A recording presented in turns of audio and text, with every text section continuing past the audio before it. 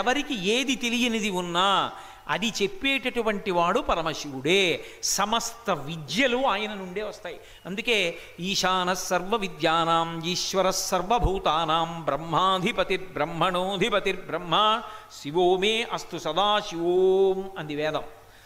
సమస్త విద్యలకు ఆలవాలమై ఉంటాడు ఆయన. ఆయనకి తెలియని విద్య అంటూ లోకంలో ఏదీ ఉండదు. ఆఖరికి లోకంలో ప్రాయశ్చిత్త కర్మల్ని ప్రవేశపెట్టిన వాడు కూడా ఆయనే. ప్రాయశ్చిత్త కర్మ అంటే చెయ్యకూడని తప్పోటి చేశారనుకోండి, అది పోగొట్టుకోవాలంటే ఓ కర్మ చెయ్యాలి, దాన్ని ప్రాయశ్చిత్త కర్మ అంటారు. ఆయన చేతిలో మంచం కోడోటి పట్టుకుని నించుంటాడు పరమశివుడు. ఆయన చేతిలో ఉండేటటువంటి వాటిల్లో ఖట్వాంగి అంటారు. మంచం కోడోటి పట్టుకుని నించుంటూ ఉంటాడు ఒక్కొక్క రూపంలో. మంచం కోడు ఎందుకు పట్టుకుంటాడో తెలుసా? ఒకానొకప్పుడు బ్రహ్మగారు తనకి 5 తలకాయలు ఉన్నాయని గర్విస్తే ఓ తలకాయ గిల్లేశాడు.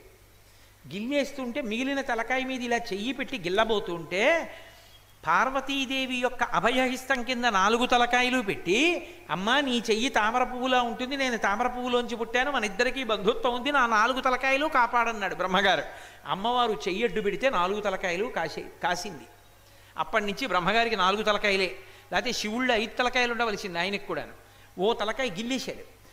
ఓ తలకాయ పరమశివుడు బ్రహ్మగారి యొక్క శిరముల నుండి గిల్లేస్తే బ్రాహ్మణుణ్ణి బ్రహ్మహత్యాపాతకం చేశాడు కాబట్టి, ఓ శిరస్సు గిల్లాడు కాబట్టి ఆయనకి ఏ దోషం రాకపోయినా ఆయనకేం దోషం అంటదో.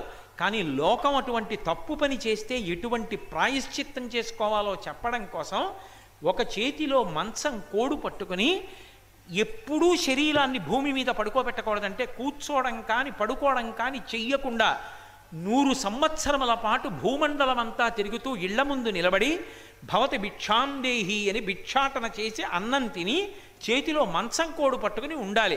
ఉంటే ఆ దోషం పోతుంది. తనకి ఏ దోషం రాదని తనకి తెలిసినా లోకం అలాంటి తప్పు చెయ్యకూడదని బ్రహ్మగారి 5వ తలకాయ గిల్లినందుకు కానీ చేతిలో మంచం కోడు పట్టుకు తిరిగాడు ఆయన. ప్రాయశ్చిత్త కర్మల నుండి సమస్త శాస్త్రములను సమస్త విద్యను ఈ లోకమునందు ప్రవర్తింపచేసినటువంటి వాడు పరమశివుడే. కాబట్టి అంతటి మహానుభావుడు కనుక ఆయన ఉపనిషత్తుల యొక్క చివరి భాగమునందు ప్రవర్తిస్తుంటాడు. అందుకే ఇప్పటికీ వ్యాకరణం నేర్చుకోవాలన్నా ఎక్కడ నేర్చుకోవాలి అంటే ఒక్క శివాలయంలోనే నేర్చుకోవాలి. వ్యాకరణం యథార్థానికి తరగతి గదిలో కూర్చోబెట్టి చెప్పేవారు కాదు పూర్వం. గురువుగారు మడి కట్టుకుని వచ్చి వ్యాకరణ మంటపం ఉండేది శివాలయంలో. కళ్యాణ మంటపం ఎలా ఉంటుందో అలా మంటపం కట్టేవారు. మంటపంలో గురువుగారు కూర్చుంటే శిష్యులందరూ కింద కూర్చునేవారు. గురువుగారు శివాలయంలో కూర్చుని వ్యాకరణ మంటపంలో వ్యాకరణం చెప్పేవారు. శివాలయంలోనే సమస్తమైనటువంటి విద్యలు ప్రదర్శింపబడుతుండేవి. అంతటి మహానుభావుడు. అందుకే ఆయన అనుగ్రహం కలిగితే ఏమవుతుంది అంటే జీర్ణమైపోయే లక్షణం పోతుంది. అంటే ఇక మళ్ళీ పుట్టవలసినటువంటి అవసరం ఉండదు. ఈసారి పుట్టాడు కాబట్టి శరీరానికి ఇదే చిట్ట చివరి చావు, ఇక మళ్ళీ పుట్టవలసిన అవసరం ఉండదు. ఇక పుట్టడు కాబట్టి చావు లేదు, శివుని యందు ఐక్యమవుతాడు. అటువంటి జ్ఞానమును ఇవ్వగలిగిన వాడెవరో వాడు వేదముల యొక్క చివరి భాగముల యందు ఉన్నటువంటి ఉపనిషత్తుల యందు విహారము చేస్తుంటాడు. అందుకని సకలాంనాయాంత సంచారిణే సాయం తాండవ సంభ్రమాయ. సాయంకాలం అయ్యేటప్పటికీ మంచి ఉత్సాహంగా బయలుదేరతాట. సంభ్రమాయ, ఇంకా ఎంత సంతోషంగా బయలుదేరతాడోట. దేనికి? తాండవ సంభ్రమాయ. తాండవం చేస్తాడు. ఆ తాండవం చెయ్యడం అంటే ప్రదోష వేళలో సాయం సూర్యాస్తమయం అవుతూ ఉంటుంది, చంద్రోదయం అవుతూ ఉంటుంది. ఈ రెండిటికి మధ్యలో ఎర్రటి కాంతి వస్తుంది. అప్పుడే యజ్ఞోపవీతం ఉన్న వాళ్ళందరూ అర్ఘ్యం విడిచిపెట్టాలి. అటువంటి సమయం సాయంకాలం సంధ్యావందనంలో మీరు గాయత్రి చేశారా చేయలేదా అన్నదానికన్నా అర్ఘ్యం విడిచిపెట్టారా లేదా ప్రధానం. అర్ఘ్యం విడిచిపెట్టి తీరాలి. ఉపన్యాసానికి ఓ పావుగంట ఆలస్యమైనా పర్వాలేదు, కానీ అర్ఘ్యం విడిచిపెట్టకుండా వచ్చేయకూడదు. కాబట్టి అటువంటి మహానుభావుడైనటువంటి పరమేశ్వరుడు సాయం తాండవ సంభ్రమాయ, సాయంకాలం తాండవం చేయడంలో సంభ్రమాయ పరమ సంతోషంగా ఉంటాడు. ఆ సమయంలో దేవతలందరూ కైలాస పర్వతం మీదకి ఎడతారు. అందుకే సాయంకాలం వేళ శివాలయం తప్ప ఏ ఇతర దేవాలయాన్ని దర్శనం చెయ్యొద్దని చెప్తారు. ప్రదోష వేళలో దేవాలయాలకు వెళ్ళినా దేవతల యొక్క తేజస్సులన్నీ కూడా కైలాసాన్ని చేరుతాయి. ఒక్క శివాలయంలోనే ప్రదోష వేళలో దర్శనం. మళ్ళీ విష్ణు స్వరూపాలతో నరసింహస్వామి దేవాలయాన్ని ఎప్పుడైనా దర్శనం చేయొచ్చు. షట్కాలముల యందు శివదర్శనం ఉన్నట్టే షట్కాలముల యందు నరసింహస్వామి దర్శనం ఉంది. కాబట్టి సాయం తాండవ సంభ్రమ యజటిని, ఆయన తాండవం చేస్తుంటే దేవతలందరూ తలకొక వాద్యం రోగిస్తూ ఉంటారు. ఎవరూ ఖాళీగా కూర్చోరు. ఖాళీగా కూర్చునేటటువంటి వాళ్ళు ఇద్దరు ఉంటారు. ఒకడు పతంజలి, ఒకడు వ్యాఘ్రపాదుడు. వీళ్ళిద్దరిలో పతంజలి కింద పాము రూపంలో ఉండి పైన తలకాయ ఉంటుంది. వ్యాఘ్రపాదుడికి కింద పులి శరీరం ఉండి పైన తలకాయ ఉంటుంది. వీళ్ళిద్దరూ చూస్తూ తాండవాన్ని తప్ప వాళ్ళేం వాద్యం చేయరు, పులి పాము కాబట్టి. ఈ రెండూ కూడా చూస్తాయి అన్న మాటకు అర్థం ఏమిటంటే, పులి పరమక్రౌర్యముతో కూడుకున్నటువంటి జంతువు, క్రూరత్వానికి ప్రతీక. పాము అంతమందిని చూసినా దాన్ని చూసినా అది ఊరుకోదు పైకి పడగట్టి ఉన్నప్పుడు. అటువంటి పాము, అటువంటి పులి కూడా పరమశివుడు తాండవం చేస్తుంటే తల తిప్పకుండా అలా చూస్తూ ఉండిపోతాయి. తమలో ఉన్నటువంటి ఆ పౌరుషభావాల్ని కూడా విడిచిపెట్టేస్తాయి. అయితే చిత్రం ఏమిటంటే, ఆయన ఆదిశేషుడు పతంజలిగా వచ్చి చూస్తున్నాడు. చూస్తుంటే విఘ్నేశ్వరుడు హాస్యం ఆడాడు. మేమందరం తలకోవాద్యం రోగిస్తాం, నువ్వేం చేస్తావు, తాండవం చూడడం తప్ప నువ్వేం చేయలేవు, పాము నువ్వేం చేస్తావు అన్నాడు. ఆయన అన్నాడు, నేనేమీ చేయలేనన్నావు అని కదూ ఇలా తలెత్తి మాట్లాడావు, అందుకే నేను తలకట్లకి దీర్ఘం లేకుండా, అంటే సాగదీసి మాట్లాడాడండి, అహంకారంతో అంటారు కదా, దీర్ఘం లేకుండా కేవలం హ్రస్వంతో తలకట్లు మాత్రమే అక్షరాలు ఉండేటట్టుగా తాండవాన్ని వర్ణిస్తానని ఒక స్తోత్రం చేశాడు. అందులో దీర్ఘాక్షరం ఉండదు, మొత్తం స్తోత్రం అంతా ఒక్క తలకట్లతోటే ఉంటుంది అంతే. అని మీ అందరూ వాద్యాలు మ్రోగిస్తారు, నేనేం చేస్తానో తెలుసా, పరమేశ్వరుడు తాండవం చేస్తున్నప్పుడు ఆయన కాలికి అంది అవుతానని ఎగిరి వెళ్ళి పరమశివుడు పాదాన్ని చుట్టుకున్నాడు. చుట్టుకుంటే 1000 తలలు ఉన్నటువంటి శేషుడు పరమశివుడు చేస్తున్నటువంటి తాండవం యొక్క వేగానికి తట్టుకోలేక తలలు ఇలా ఊగిపోతుంటే, ఆ తాండవంలోనే పరమేశ్వరుడు ఏం చేస్తాడంటే కాలు ఇలా పైకెత్తి ఒక్క క్షణం ఆపుతాడు. ఆపినప్పుట 1000 తలలు ఒక్కసారి దగ్గరికి తెచ్చుకుని దిద్దుకుని అమ్మయ్యా అని ఊపిరి తీసుకుంటాడు శేషుడు. మళ్ళీ తాండవం చేస్తాడు. తాండవం అంటే మామూలు తాండవం అనుకుంటారేమో, అదేదో నృత్యంలా ఉండదు. ఆయన తాండవం చేయడం అంటే దాని వేగాన్ని అనుసరించడం అంత కష్టం, వాద్యం రోగించడం ఎంత వేగంతో ఉంటుందంటే, అందుకని జటిని పక్కన పడుతుంది శంకరాచార్యుల వారికి. ఆయన దర్శనం చేస్తూ ఇచ్చిన శ్లోకాలు పెద్ద పెద్ద జటలతో ఉంటాడు. ఆ జటలతో ఉండి తాండవం చేస్తూ తల ఇలా విసురుతాడు. విసిరినప్పుడు జుత్తంతా ఇలా పెడుతుంది, ఇలా విసిరినప్పుడు మళ్ళీ ఇలా అంటాడు. అన్నప్పుడు ఇటు ఈ జుత్తు మళ్ళీ ఇటు రావాలి కదా, ఇటు జుత్తు ఇటు రాకముందు ఇటు జుత్తు ఇటు, ఇటు జుత్తు ఇటు తిప్పుకుంటాడు. ఇది ఇటు ఎగురుతుంది, ఇది ఇటు ఎగురుతుంది. ఎవరికైనా తలకాయ ఇలా తిప్పితే జుత్తంతా ఇటు వస్తుంది, ఇలా తిప్పితే జుత్తంతా అటు ఎడుతుంది. ఏదో పెద్ద జులపాలు జుత్తు ఉంటే అలా కావాలని జుత్తు మీద పడిపోవాలని పరిగెత్తి బంతులు ఇసిరేవాళ్ళు కొంతమంది ఉంటారు. అలా జుత్తు ఏదో ఓ పక్కకి పోతుంది అటో ఇటో. పరమశివుడికి అలా కాదు, ఎంత వేగంగా తల తిప్పుతాడంటే ఆయన జుత్తు ఇటుది ఇటు ఇలా ఎగురుతూ ఉంటుంది, ఇటుది ఇలా ఎగురుతూ ఉంటుంది. మధ్యలో తల ఒక్క క్షణం నిలబెట్టి నవ్వుతాడు. అంత వేగంగా కదులుతున్నాడని ఏదో ఉత్కంఠతో బిగిసిపోయి ఉండడు, చక్కటి చిరునవ్వుతో ఉంటుంది. అందుకే విదేశీయులు నటరాజస్వామి వారి విగ్రహాలే ఎత్తుకుపోతారు. వాళ్ళకి ఆశ్చర్యం, అసలు ఇలా ఎలా ఉంటాడు, అంత వేగంగా తాండవం చేస్తాడు. ఆ తాండవం చేస్తున్నప్పుడు మృదంగం వాయిస్తూ కదులుతాడు, ఓ చేతిలో అగ్నిగుండాన్ని పట్టుకుని, ఓ కాలు పైకెత్తి నించుని, ఓ కాలు కింద ఆ అజ్ఞానం అనేటటువంటి రాక్షసుండి తొక్కి పడతాడు. నటరాజమూర్తి అద్భుతం అసలు. అటువంటి నటరాజస్వామి వారి యొక్క తాండవం సాయంకాలం వేళ జరుగుతుంది. ప్రదోష వేళ సాయం సంధ్య పరమశివుని యొక్క విహారకాలం. ఆయన తాండవం ప్రారంభం చేసే ముందు ఒక్కసారి భూమండలం మించి వెడతట్ట. వెళ్ళినప్పుడు ఆయన భూమండలం మీద దిగేటటువంటి ఏకైక క్షేత్రంగా చెప్పబడేది శ్రీశైలం. శ్రీశైలంలో దిగుతాడు నందివాహనారూఢుడై అంటారు. ప్రదోష వేళలో ఆయన వెళ్ళిపోతున్నప్పుడు భగవత్ చింతన చేస్తూ ఉన్న వాళ్ళని చూసి పరమప్రీతి పొందుతాడు. అందుకే నా చిన్నతనంలో నాకు బాగా గుర్తు, ప్రదోషవేళ అయ్యేటప్పటికీ గబగబా స్నానాలు చేసి మా అమ్మగారు అమ్మమ్మగారు వీళ్ళందరూ వచ్చి కూర్చుని సాంబ సదా శివ సాంబ సదా శివ సాంబ సదా శివ సాంబ శివ అల్లుకాధీశ్వర అంటూ అకారం నుంచి మొదలుపెట్టి ఆఖరి అక్షరం వరకు చెప్పను, మళ్ళీ సాంబ సదా శివ అంటుండేవారు. సాంబ సదా శివ, సా అంబ, అమ్మతో కూడుకున్న శివుడు నందివాహనారూఢుడై వెడుతూ ఉంటాడు. ఆ సమయంలో భగవచ్చింతన లేకుండా విశృంఖల కాముకత్వంతో భార్యతో రమించినటువంటి వాడి కడుపున 7 తరాల్ని మళ్ళీ మహాపాపంతో పడగట్టగలిగినటువంటి పరమ పాపభూయిష్టమైన జీవనం ఉన్నవాడు పుడతాడు. భాగవతంలోనే నిరూపణమైంది. దితి వెళ్ళి కశ్యప ప్రజాపతిని ఆ సమయంలోనే అడిగింది బిడ్డలు నిమ్మని. ఇది ప్రదోష వేళమ్మా, పరమశివుడు నందివాహనారూఢుడై వెడుతూ ఉంటాడు. ఈ సమయం అభావ్యంబయ్యే ఎలా కూడగన్ ఎలా ధర్మంబు వీడగన్. ఇప్పుడు భార్యాభర్తలు కలవకూడదన్నాడు. ఆమె నిస్సిగ్గుగా కశ్యప ప్రజాపతి యొక్క పంచపట్టి లాగింది. నీ కర్మ అలా ఉంది అని సంగమించాడు. దానివలనే హిరణ్యాక్ష హిరణ్యకశిపులు పుట్టారు. కాబట్టి ప్రదోష వేళ కేవలము భగవత్ చింతనకు మాత్రమే సంబంధించిన సమయం తప్ప ప్రదోష వేళలో ఏ అన్యమైనటువంటి విషయముల యొక్క స్పర్శ పనికిరాదు.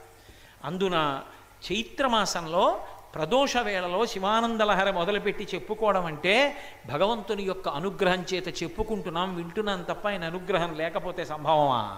కాబట్టి ఆయన అటువంటి అద్భుతమైనటువంటి తాండవం చేస్తాడు. ఆ తాండవాన్ని చూడాలని ముచ్చటపడిపోతారట అందరూ.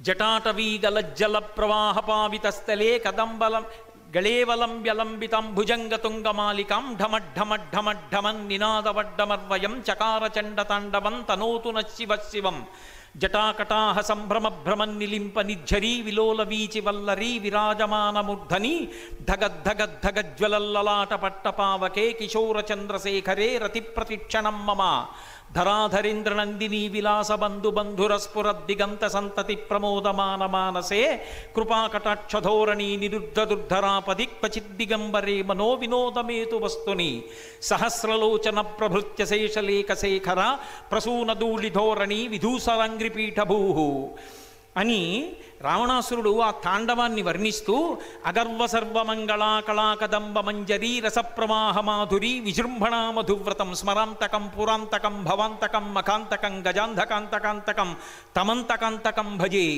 కరాళపాల పట్టిక సహస్రలోచన ప్రభృత్య శేషలేఖ శేఖర ప్రసూనధూళిధోరణీ విధూసరాంగ్రిపీఠభూ భుజంగరాజమాలయ నిబద్ధజాటజూటక అని కుచాగ్రచిత్రపత్రక ప్రకల్పనైక శిల్పిని త్రిలోచనే మతిర్మమ వృషద్విచిత్రతల్పయోర్భుజంగముక్తికస్రజో గరిష్టరత్నలోష్టయో సుహృద్విపక్షపక్షయో తృణారవిందచక్షుషో ప్రజామహీమహేంద్రయో సమప్రవర్తయన్మనః కదా సదాశివం భజే కదా నిలింప నిర్ఝరీ నికుంజకోటరే వసన్ విముక్త దుర్మతి సదా శిరస్తమంజలిం వహన్ విముక్తలోలలోచనల్లలాటపాల లగ్నకశివేతి మంత్రముచ్చర సదా సుఖీ భవామ్యాం పూజావసాన సమయే దశవక్త్రగీతం యశంభుపూజనమిదం పఠతి ప్రదోషే తస్య స్థిరాం రథగజేంద్ర తురంగయుక్తాం లక్ష్మీం తథైవ సుముఖీం ప్రదదాతి శంభు అని చెప్పుకున్నాడు.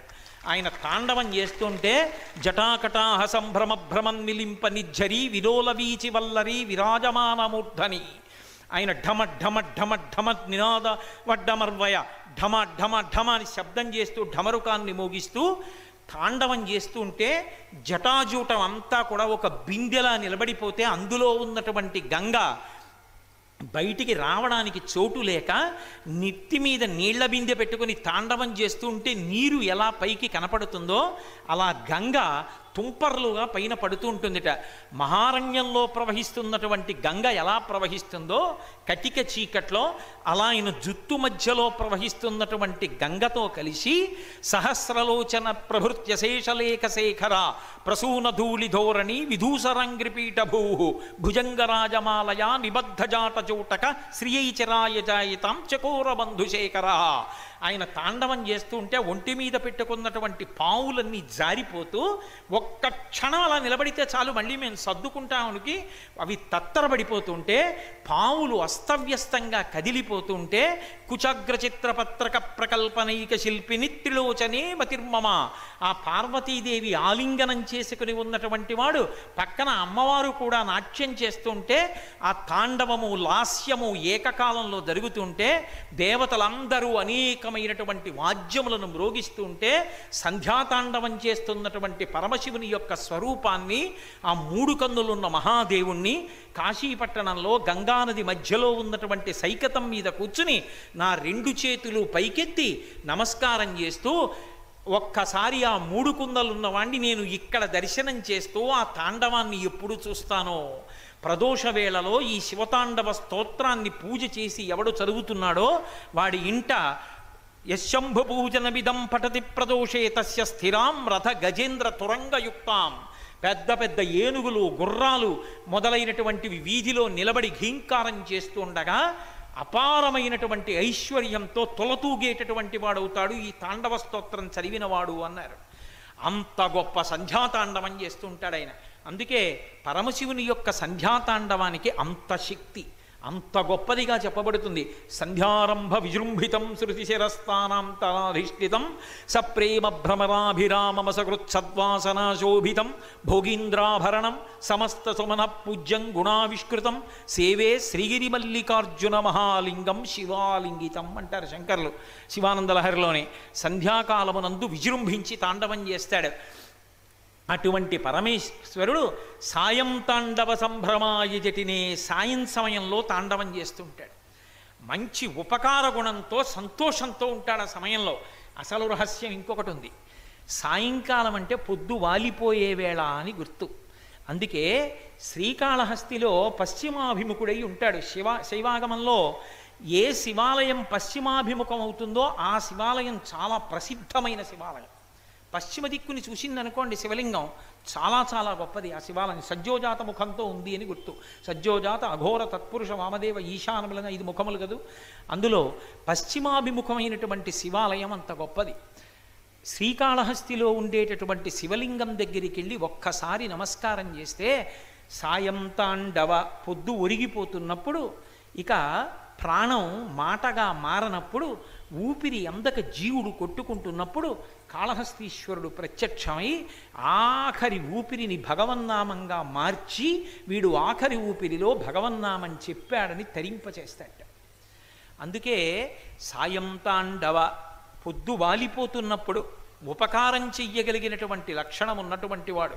అందుకే తరించడం అనే దానికి అంత తేలిక మార్గాలు కల్పించినవాడు పరమేశ్వరుడు ఒక్కడే. ఆయన దగ్గరికి వెళ్ళి అయ్యా మేము తరించాలి, మేము ఇన్నని చెయ్యగలం, మాకేమొచ్చు, ఏం చేస్తాం, తేలిక మార్గం చెప్పండి అన్నారు. దర్శనాదభ్రసదసి చిదంబరం వెళ్ళి దర్శనం చేయండి మోక్షం ఇస్తాను. చిదంబరం వెళ్ళి దర్శనం చేయడం అంటే సక్రమ దర్శనం చేయండి. చిదంబరం వెళ్ళి దర్శనం చేయడం అంత కష్టమా అండి? కష్టమే. మనందరం వెళ్ళి నించున్నాం అనుకోండి, ఒక కిటికీ దగ్గర నించోబెడతారు, తెర తీస్తారు, ఒక్కసారి అలా చూస్తాం, తెర వేస్తారు, అయిపోయింది వెళ్ళిపోండి అంటారు.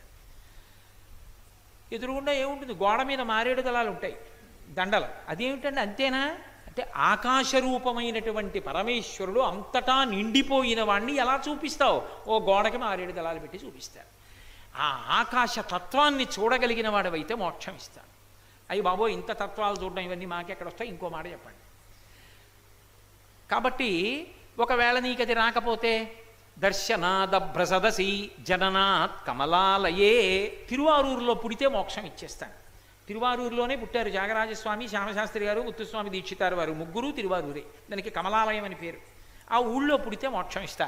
అయ్యా నా చేతిలో ఉందా పుట్టడం, మా అమ్మ ఎక్కడ ఉంటుందో ఆ సమయానికి, లోపల ఉన్న నేను ఎలా చెప్తా? అమ్మ తిరువారూరు వెళ్ళి ఉండమ్మా అని నేను చెప్తానా? ఎలా కుదురుతుంది? ఇంకొక మాట చెప్పండి. పోన్లే పుట్టేటప్పుడు మీ అమ్మ కడుపులో ఉన్నావు, అన్ని కర్తవ్యాలు పూర్తి అయిపోయిన తర్వాత కాశీ వెళ్ళి ఉండడానికి నీకేమిటి అభ్యంతరం? అందుకని దర్శనాదభ్రసరసీ జననాత్ కమలాలయే కాశ్యాంతు మరణాన్ముక్తి. కాశీలో చచ్చిపోతే మోక్షం ఇచ్చేస్తా. ప్రాణం పోయేటప్పుడు కుడిచివి దగ్గరికి వచ్చి నేనే తారకం ఉపదేశం చేస్తాను, సరేనా? కాబట్టి కాశీ వెళ్ళిపో. అయ్యా కాశీ వెళ్ళిపోవడానికి కొడుకు హైదరాబాద్లో ఉన్నాడు, కూతురు హైదరాబాద్లో ఉంది, మనవాళ్ళు ఉన్నారు. కాశీ వెళ్ళిపోయి ఉండిపోమ్మంటే ఎక్కడ వెళ్ళిపోతానండి, ఉండిపోగలనా, అలా కుదురుతుందా? పోన్లే స్మరణాత్ అరుణాచలే, పోనీ అరుణాచల శివ అరుణాచల శివ అరుణాచల శివ అరుణ శివ అనుకుంటూ ఉండగలవా? అలా నోట్లో జ్ఞాపకం వచ్చినప్పుడల్లా అరుణాచల శివ అంటుంటావా? అరుణాచల క్షేత్రంలో ఉన్న శివలింగాన్ని జ్ఞాపకం తెచ్చుకోగలవా? అలా తెచ్చుకుంటే మోక్షం ఇచ్చేస్తాను. పనికి మాలినవన్నీ జ్ఞాపకం వస్తాయి, అది గుర్తొచ్చేస్తే ఇంకే నాలాంటి వాడు తరించిపోడు. కాబట్టి పరమశివుడంతటి తేలిక మార్గాలు చెప్పినవాడు లోకంలో ఇంకొకడు లేడు. సాయం తాండవ సంభ్రమాయజటినే కాదు, దానికి ఒక పెద్ద రహస్యం ఉంది. అసలు ఆయన ఎక్కడో కైలాస పర్వతం మీద తాండవం చేస్తే, కైలాస పర్వతం మీద తాండవం చేశాడు కాబట్టి అక్కడ అందరూ చూస్తారండి అంటే ఎవరు చూస్తారు? కైలాస పర్వతం అంటే ఎక్కడో ఉండదు. కైలాస పర్వతం అంటే ఎక్కడుంటుంది అంటే ఇదిగో ఇదంతా కైలాసం. ఎలా? ఇదేమిటండి ఇదంతా కైలాసం ఎలా అయింది? పార్వతీ పరమేశ్వరుల యొక్క కేళి జరిగిన చోటు కైలాసం. పార్వతీ పరమేశ్వరుల యొక్క కేళి ఆట అంటే అది ఏమిటి? తాండవము లాస్యము రెండూ కలిస్తే కేళి అంటారు. తాండవం అంటే ఆంగికం, ఆంగికం అంటే శరీరావయవములు కదిలితే తాండవం అంటారు. ముఖంలో భావ ప్రకటనం చేస్తే లాస్యం అంటారు. అందుకే అమ్మవారు తాండవం చేయదు. ఎందుకనంటే అమ్మవారు కూడా పరమశివుడితో అన్ని విధాలా సమానురాలు. అందుకే నిజతప ఫలాభ్యాం, ఎవరు ఎవరికన్నా ఎక్కువ అంటే చెప్పలేం. ఒక్క విషయంలో మాత్రం తప్పకుండా పార్వతీదేవి కన్నా శివుడే గొప్పవాడు. ఎక్కడ అంటే ఒకప్పుడు పరమశివుడు ఎలా తాండవం చేస్తే అమ్మవారు అలా తాండవం చేసి నువ్వా నేనా తెలియలేదు, ఎవరు గొప్ప చెప్పలేకపోయారు. ఇప్పుడు చిదంబరం వెడదాన్ని రమ్మన్నాడు. అందుకే ఇప్పటికే నటరాజ సభ, చిత్ సభ అంటారు దాన్ని. ఆ నటరాజ సభ చూడాలి. నటరాజస్వామి దేవాలయం ఉండి అక్కడే శరభేశ్వరుడు ఉంటాడు, మీకు లోకంలో ఎక్కడా కనబడడం. అద్భుతమైనటువంటి మూర్తి. అడిగితే ప్రత్యేకంగా తలుపు తీసి చూపిస్తారు. శరభేశ్వరుడని సింహం ముఖంతో 8 కాళ్లతో ఉంటాడు, పక్షి రూపంలో ఉంటాడు. శరభేశ్వరుడని శివుడికి ఒక ప్రత్యేకమైనటువంటి అవతారం అది. ఆ శరభేశ్వరుడు ఉన్న చోట ఆ నాట్య మంటపంలో చిదంబరంలో జరిగింది పార్వతీ పరమేశ్వరుల మధ్య పోటీ. శ్రీ మహావిష్ణువుని న్యాయ నిర్ణేతగా పెట్టారు. పరమశివుడు ఎలా తాండవం చేస్తే అమ్మవారు అలా తాండవం చేసింది. ఇద్దరూ చేసేస్తున్నారు తాండవం. ఆపదే ఎవరు గొప్ప చెప్పలేకపోతున్నారు. చూశాడు. పరమశివుడు ఒక్కసారి నిలబడి తన కుడికాలు అంతెత్తు పైకెత్తి పక్కనున్న కుంకుమ భరిణిలో బొటనవేలు ముంచి పైకెత్తి అమ్మవారి యొక్క లలాటాగ్రమునందు తన బొటనవేలుతో బొట్టు పెట్టాడు. పురుషుడు కాలు ఎంతెత్తైనా ఎత్తి తాండవం చేస్తాడు, స్త్రీ అలా చెయ్యదు. దాని గురించి నేను సభలో వివరణ చెయ్యక్కర్లేదు. కాబట్టి అమ్మవారు సిగ్గుపడి ఆగిపోయింది. తాండవంలో పరమశివుడే గొప్ప అని తీర్మానం చేశారు. అప్పటి నుంచి నాట్యానికి చక్రవర్తి పరమశివుడు, నటరాజు. అమ్మవారు తాండవం చెయ్యకపోవచ్చు, లాస్యప్రియ లయకరీ, ఆమెకి లాస్యం అంటే ఇష్టం. ఆమె లాస్యం చేస్తుంది. లాస్యం అంటే భావ ప్రకటనం చేస్తుంది. అంతా కైలాసం అని నేను ఎందుకన్నానో తెలుసా? ఇప్పుడు నేను ఉపన్యాసం చెప్తున్నాను. అంతా అన్నప్పుడు చెయ్యిలా తిప్పాను, అంతా అన్నప్పుడు ఇదంతా అని చూపించడానికి ఒకసారి చెయ్యిలా తిప్పితే ఆంగికం, చెయ్యి కదిపాను, తాండవం. ఇప్పుడు అంతా అన్నప్పుడు నా చెయ్యిలా కదిలింది, శివుడు తాండవ రూపంలో చేతిని కదిపాడు. అంతా అన్నప్పుడు కళ్ళు పెద్దవి చేసి ఇలా చూశాను, లాస్యం, ముఖంలో భావం ప్రకటనమైంది. ఈ భావ ప్రకటనం లాస్యం. ఇలా అన్నప్పుడు చెయ్యి కదపడం తాండవం. తాండవం లాస్యం రెండు కలిస్తే పార్వతీ పరమేశ్వరుల కేళి. ఎక్కడుంది కైలాసం? ఇక్కడే ఉంది కైలాసం. ఎక్కడుంది కైలాసం? ఇదంతా కైలాసం. ఎంత కైలాసం కనబడుతుందంటే ఒకడు వెళ్ళిపోతూ ఉంటాడు, మంచి కోపంతో ఊగిపోతూ ఇలా చూపించి కోపంతో ప్రశాంతంగా ఇలా నిలబడి మాట్లాడతాడా? కోపంతో ఉండి ఊగిపోతూ ఉంటాడు, అప్పుడు అదొక ఆంగికం, తాండవం. ముఖం ఎర్రపడిపోయి కళ్ళు ఇంత పెద్దవి చేసేస్తాడు, లాస్యం. అది చూస్తున్నప్పుడు మిగిలిన వాళ్ళు కూడా భయంగా చూస్తుంటారు, లాస్యం. మీరు నన్ను ప్రశ్న అడగచ్చు, బాగుంది కానండి, ఒక నది పర్వతం మించి పడితే తాండవమా లాస్యమా? మరి పర్వతం పైనుంచి కింద పడుతుందిగా, కదలిక ఉందిగా, అప్పుడు తాండవం ఉందా లాస్యం ఉందా? అందులో ఏది ఉందని చెప్పాలి? రెండూ కలిసి ఎలా ఉంటాయి అంటే, నీ కళ్ళకి గంతలు కట్టి అకస్మాత్తుగా జలపాతం దగ్గరికి తీసుకెళ్ళి గంతలు విప్పి అదిగో చూడు జలపాతం అంటే అబ్బా అంటావే, అప్పుడు నీ రెండు చేతులను కదిపి నీ కళ్ళు పెద్దవి చేసిన తాండవలాస్యములకు కారణము జలపాతము కాబట్టి జలపాతమునందు లాస్య తాండవములు ఉన్నాయి. కాబట్టి లాస్య తాండవములు లేనిది ఉండదు, అన్నిటి యందు లాస్య తాండవములు ఉంటాయి, అదే కైలాసం. కాబట్టి ఇదంతా కైలాసమే, పార్వతీ పరమేశ్వరుల యొక్క కేళీ విలాసమే. కాబట్టి సంధ్య యందు తాండవం చేస్తుంటాడు ఆయన. సంధ్య అన్న మాటకు అసలు అర్థం ఏమిటో తెలుసా? ఏరింటికి మధ్యనున్న సంధ్య. చీకటి పోయి వెలుతురు వస్తోంది, సూర్యోదయం అవుతోంది సంధ్య. సూర్యుడు నడినెట్టి మీదకి వస్తున్నాడు సంధ్య. సాయంకాలం అయింది, పగలు పోయి రాత్రి వస్తోంది సంధ్య. ఇవన్నీ సంధ్యలు. ఏ మార్పు లేకుండా కటిక చీకటిగా ఉన్నప్పుడు అర్ధరాత్రి 12 గంటల వేళ ఏదో అయిందని చెప్పుకోవడం ఈ దేశ సంప్రదాయం కాదు. సంధ్య అంటే పొద్దున్న ఉదయం అన్నా అవ్వాలి, మధ్యాహ్నం అన్నా అవ్వాలి, సాయంకాలం అన్నా అవ్వాలి, అంతేగాని అర్ధరాత్రి సంబరాలు చేసుకోవడం ఈ దేశంలో ఉండదు. ఎందుకు ఉండదు అంటే అర్ధరాత్రిని బట్టి సంవత్సరం వచ్చిందని ఇలాంటి పిచ్చి మాటలు మాట్లాడరు. పొద్దున చేసుకుంటారు ఉగాది, అంతేగాని అర్థం బద్ధం లేకుండా అర్ధరాత్రి సంవత్సరాలు మారాయని వెర్రికేకలేయడం ఈ దేశంలో లేదు. ఎందుకు లేదు అంటే దానికి వెనక సనాతనమైనటువంటి జ్యోతిష శాస్త్రము పంచాంగము ఉన్నాయి. దాన్ని బట్టి గ్రహాల యొక్క కదలికల్ని బట్టి సంవత్సరాన్ని నిర్ణయిస్తారు తప్ప అర్థం బద్ధం లేకుండా చేయడం ఇక్కడ ఉండదు. కాబట్టి ఆ సంధ్య అన్న మాటకు అర్థం ఏమిటంటే ఈ రెండిటి మధ్యలో ఆయన విజృంభిస్తూ ఉంటాడు. ఇప్పుడు చూడండి, నేను మీతో ఒక ఉపన్యాసం చెప్తూ ఒక వాక్యం పూర్తి చేస్తాను. ఆ వాక్యం పూర్తి చేసినప్పుడు నేను పీల్చినటువంటి ఊపిరి పూర్తి అయిపోతుంది. ఊపిరి లోపలికి తీస్తే కదూ నేను మాట్లాడడం. ఊపిరి తీస్తూ మాట్లాడలేను, లోపల వాయువు లేకుండా మాట్లాడలేను అని ఊపిరి పీల్చి ఆ లోపల ఉన్న ఊపిరిని విడిచిపెట్టేటప్పుడు ఊపిరిని వాక్కుగా మార్చి మాట్లాడతాను. మాట్లాడేటప్పుడు ఊపిరి అయిపోయినప్పుడు ఒక్క క్షణం ఆపుతాను అని మళ్ళీ పీల్చుకుంటాను. అప్పుడు నిశ్శబ్దం ఉంటుంది ఆ పీల్చుకున్నప్పుడు. కానీ ఈ రెండు వాక్యాల మధ్యలో లోపల శివుడు తాండవం చేస్తూ ఉంటాడు. తరువాత ఇది చెప్పాలి, ఇది చెప్పాలి, ఇది చెప్పాలి, జ్ఞాపకం తీసుకొస్తూ దీన్ని చెప్పు, దీన్ని చెప్పు, దీన్ని చెప్పిన వాక్యాలుగా మార్చి ఊపిరిని అందిస్తూ ఉంటాడు. లోపల ఆయన విజృంభించి తాండవం చేస్తున్నాడు కాబట్టి వాక్యాలు వస్తున్నాయి, లేకపోతే ఎక్కడి నుంచి వస్తాయి? కాబట్టి సంధ్యయందు తాండవం అన్న మాటకు అర్థం అది. ఆ రెండు సంకల్పముల మధ్య, రెండు మాటల మధ్య, రెండు వాక్యముల మధ్య, రెండు ఊపిరిల మధ్య, ప్రతి దాని మధ్యలో ఉండి విజృంభింపచేస్తూ ఉంటాడు కాబట్టి ఆయన సంధ్యాతాండవం